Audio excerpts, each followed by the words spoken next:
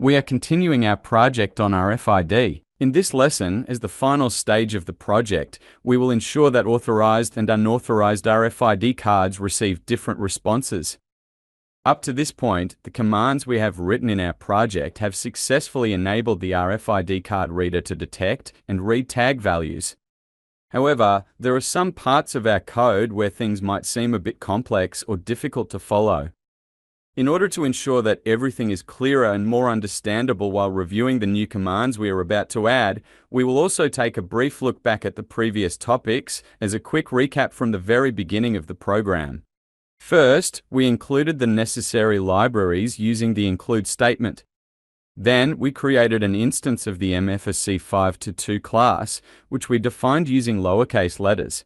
We can also name this instance differently, it makes no difference. For example, you can name it My RFID Card or simply RFID Reader. This is essentially an object that allows us to utilize all the features provided by the library. Inside the parentheses, we define the digital input and output pins to which the SDA and RSD pins of the RFID module are connected. Moving on to the setup function, we initialize serial communication using serial begin.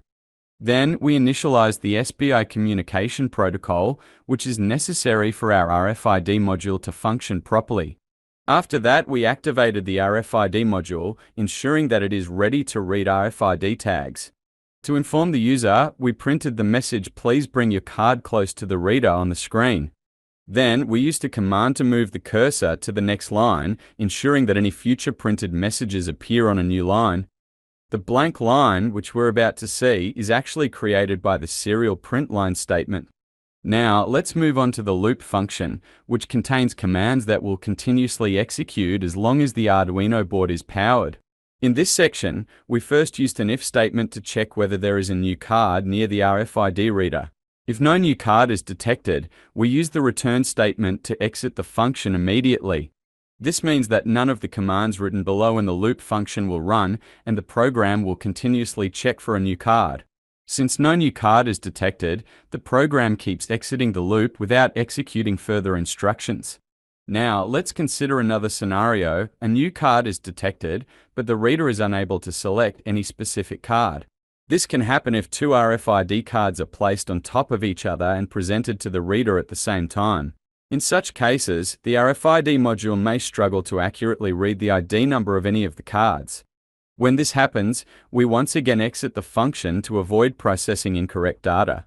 However, if everything goes as expected, meaning a card is detected and its ID is successfully read, then we proceed to display the tag's value on the screen. First, we use the serial print statement to display the label UID tag on the screen. To store the card information, we defined a variable named card ID, which is of type string. We then used a for loop to extract and retrieve the unique identifier of the card. The loop counter starts from 0 because we are working with an array, and array indices in programming always start from 0. The loop will continue running as long as the value of the counter variable is smaller than the length of the card's UID. In each iteration, the counter increases by 1, ensuring that all parts of the UID are processed sequentially. Now, let's take a closer look at how the card's ID is being read. The UID of the card consists of 8 hexadecimal characters, which are grouped into 4 pairs. This means the for loop will execute exactly 4 times, because size value for this type of card is 4. Some RFID cards might have longer UID values, but for our specific cards, the length is 4 bytes. Each time the loop runs, it reads 2 characters from the card's UID. For example, on the first iteration, the first 2 characters of the UID are read. If our card has a UID that starts with 23, then 23 is read in the first loop cycle. This value corresponds to the first element of the UID array, which is indexed as 0. Since the card ID needs to be stored as a string, we convert the hexadecimal value into a string format.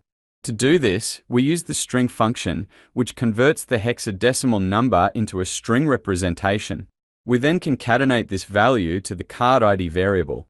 The concatenation process is done using the built-in concat method, which appends the new value to the existing string.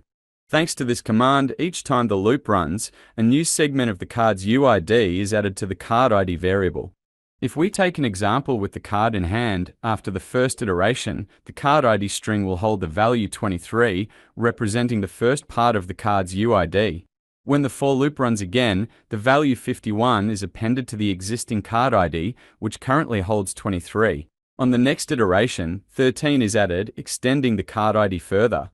Finally, on the last loop cycle, 13 is appended, completing the full UID extraction. Since this RFID card has a 4-byte UID, our loop runs exactly 4 times, ensuring that all necessary values are stored in the card ID variable. After retrieving the full UID, we convert all characters to uppercase. This conversion ensures consistency because, when defining authorized cards in if statements, we will use uppercase string values. By enforcing uppercase formatting, we eliminate any potential mismatches between stored and read card values. Because UID values consist of hexadecimal numbers, which include letters from A to F representing digits between 10 and 15.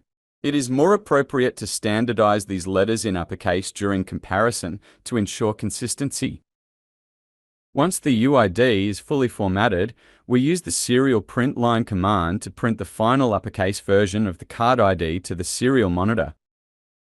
Now we will add the necessary codes to the program to provide different responses for authorized and unauthorized cards. Specifically, we will define the digital pins where the LEDs and the buzzer are connected, setting them as output pins.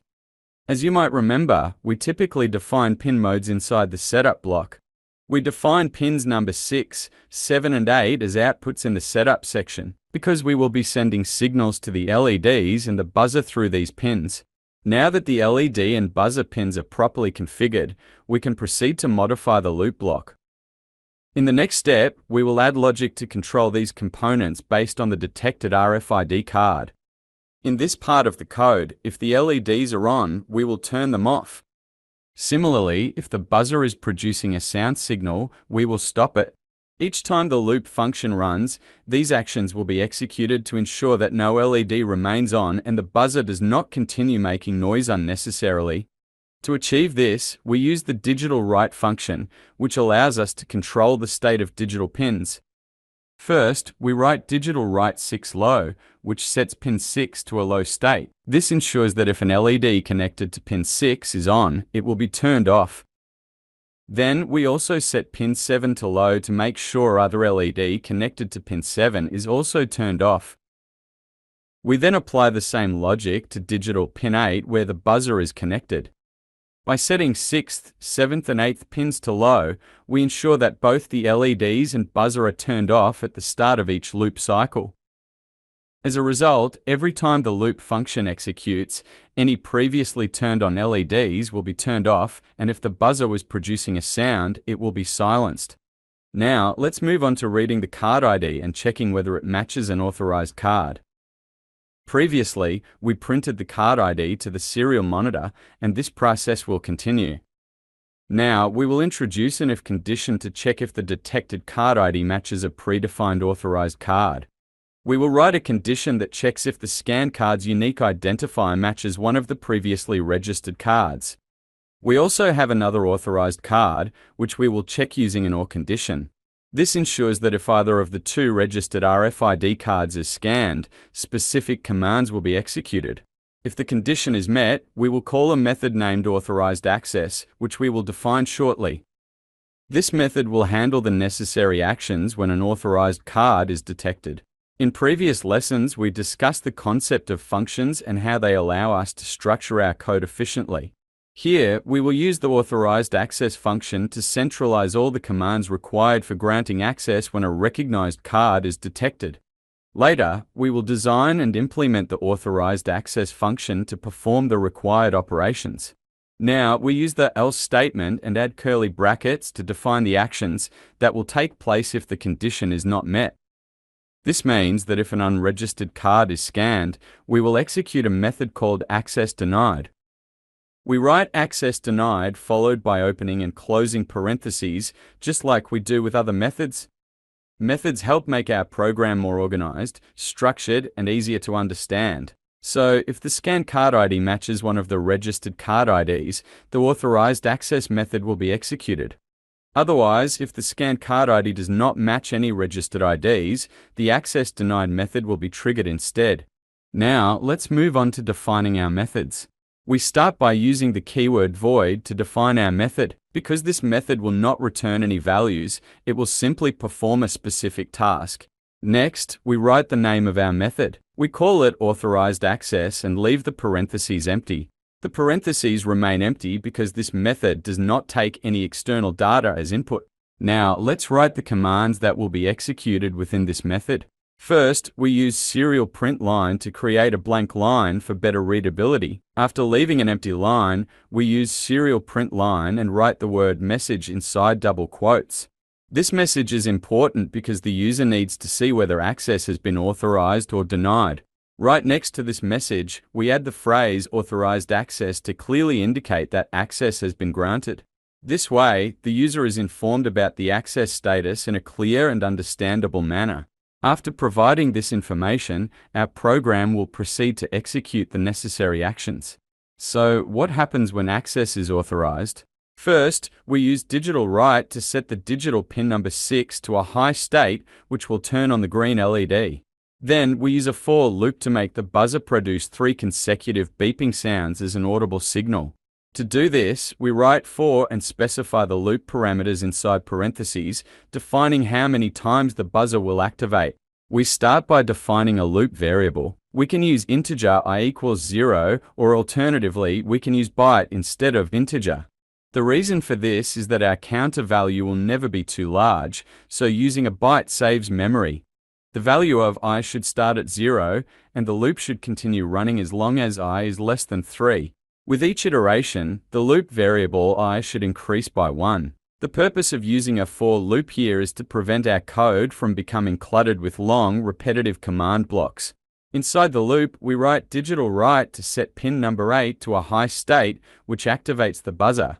After activating the buzzer, we use the delay function to introduce a 200 millisecond pause, allowing the buzzer to produce a short beep. Then, we turn off the buzzer by setting the pin to a low state, ensuring that it remains silent for 200 milliseconds before the next beep. Now, let's define our second method by writing void, followed by the method name access denied. Just like before, we add empty parentheses and curly brackets to define the method. Inside these curly brackets, we will write the commands that should be executed when unauthorized access is detected. Since a similar structure is used here as in the previous method, we can write it in the same way. First, we use serial print line to create a blank line for better readability. This time, instead of authorized access, we print access denied or unauthorized access to inform the user that entry has been blocked. The user will now clearly see whether access was granted or denied. Instead of just displaying this message on the serial monitor, we could use a 16x2 LCD screen or even a Nokia 5110 LCD screen to display card IDs and access messages. Then we will use the digital write command to control output pins. We write digital write and specify pin number 7, which is connected to the red LED. Setting pin 7 to a high state turns on the red LED, visually indicating unauthorized access. Next, we set the buzzer to a high state, making it produce a continuous sound. The duration of this sound is controlled using the delay function, and we set it to 1 second. Since we turn off all digital outputs at the beginning of the loop, the buzzer will stop automatically when the loop restarts. At this point, we have completed writing the commands for our project. If there are any errors, we can always identify and fix them after testing. You can compile the code to check for any syntax errors. Next, we verify the port selection to ensure the correct Arduino board is selected. And we verify our board type is Arduino Uno. Then we open the serial monitor from the Tools menu to observe the output messages. Now, we are ready to perform a physical test of our project. The message "Please bring your card close to the reader" appears on the screen. The authorized cards and keychains are listed on the left side. When I scan an authorized keychain, the UID appears on the screen confirming access. It is useful to leave a blank line after displaying the authorized access message to improve readability. Similarly, for unauthorized access, the same formatting should be applied. Now, when I scan an unauthorized card, the message "Access Denied" appears on the screen. If we had scanned cards other than these, we would still have received the "Access Denied" warning. In this lesson, we implemented an example project using an RFID card. You can build upon this foundation to create practical applications that simplify daily life. By integrating mechanical components with electronic systems, you can design projects that enhance everyday convenience. We can also incorporate 3D modeling and 3D printing to produce functional prototypes that we can actually use. That's all for now. See you in the upcoming lessons.